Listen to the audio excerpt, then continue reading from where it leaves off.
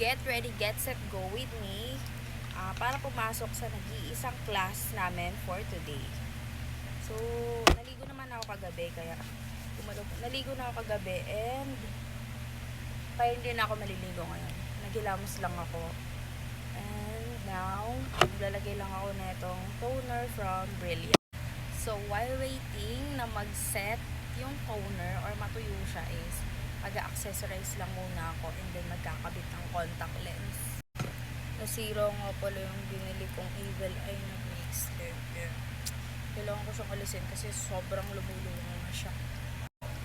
Honestly, I was expecting na magsususpend ng klase kasi nga sobrang lakas ng ulan like kagabi pa, and for sure baha ngayon sa tapat ng school. And alam niyo ba, nanginginig na talaga ako sa buko.